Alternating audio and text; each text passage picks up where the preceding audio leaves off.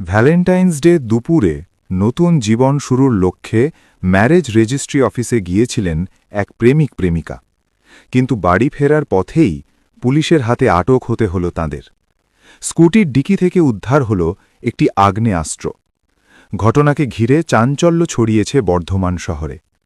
Police সূত্রে জানা গিয়েছে, এদিন দুপুরে গোলাপবাগ মোড়ের কাছে ম্যারেজ রেজিস্ট্রি অফিসে প্রাক বৈবাহিক নথিপত্র জমা দিতে যান ওই যুগল। কাগজপত্রে শৈশাবুত সেরে স্কুটিতে করে ফেরার সময় রাস্তায় তাদের আটকায় পুলিশ। তল্লাশি চালিয়ে স্কুটির ডিকি থেকে কাপড়ে মোড়ানো অবস্থায় একটি আগ্নেয়াস্ত্র উদ্ধার হয়, যদিও কোনো কার্তুজ মেলেনি। আগ্নেয়াস্ত্র ও স্কুটিটি বাজেয়াপ্ত করা হয়েছে। আটক তরুণী বর্ধমান শহরের বাসিন্দা এবং এবছরের উচ্চ মাধ্যমিক পরীক্ষার্থী। ধৃত যুবকের নাম প্রসেনজিৎ বিশ্বাস বলে জানা গিয়েছে। তার বাড়ি বাঁকুড়া জেলার পাত্রসায়র থানার বীজপুর এলাকায়। দুজনকেই বর্ধমান থানায় নিয়ে গিয়ে জিজ্ঞাসাবাদ শুরু করেছে পুলিশ। তরুণীর দিদিমা লক্ষ্মী পাল দাবি করেছেন, তার নাতনি ও প্রসেনজিৎকে নিয়ে তার স্বামী স্কুটিতে করে রেজিস্ট্রি অফিসে গিয়েছিলেন। তাদের অজান্তেই স্কুটির ডিকিতে আগ্নেয়াস্ত্র রাখা হয়ে থাকতে পারে বলে পরিবারের দাবি। যুগলের বক্তব্য, উদ্ধার হওয়া আগ্নেয়াস্ত্র সম্পর্কে তারা কিছুই জানতেন না। জানা গিয়েছে, আটক যুবক উচ্চ শিক্ষিত এবং এসএসসি পাশ করে শিক্ষকতার চাকরিতে যোগ দেওয়ার কথা। আগ্নেয়াস্ত্রটি তাদেরই কিনা নাকি কাউকে ফাঁসাতে ডিকিতে রাখা হয়েছিল, সমস্ত দিক খতিয়ে দেখা হচ্ছে। ঘটনার তদন্ত শুরু হয়েছে।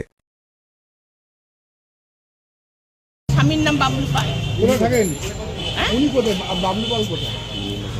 বাড়িতে আমার ফোনও নেই, আমি তার সঙ্গে যোগাযোগও করতে পারছি না। আপনার স্বামীর সঙ্গে হ্যাঁ, আমি বলতে পারবো না দাদা।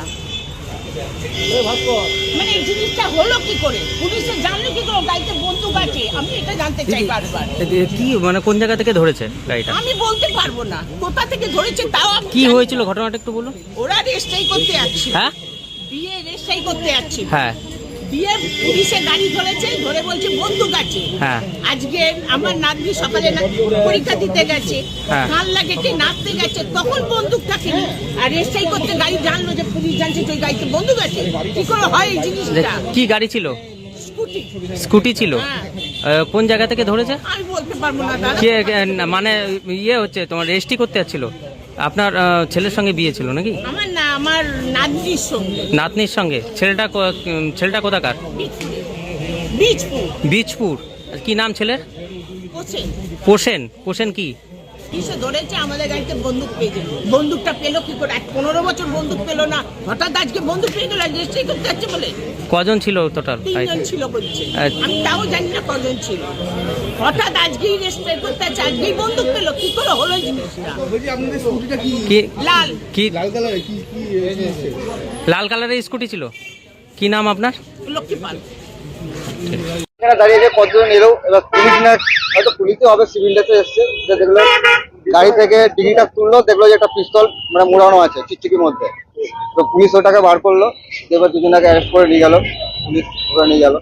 ছেলেটাকে দেখতে তো মনে হলো ভদ্র করার ছেলে, এবার জানি না ব্যাপারটা কি। এবার পিস্তল বেরোলো গাড়ি থেকে, এবার ওরাই জানে কি ব্যাপার।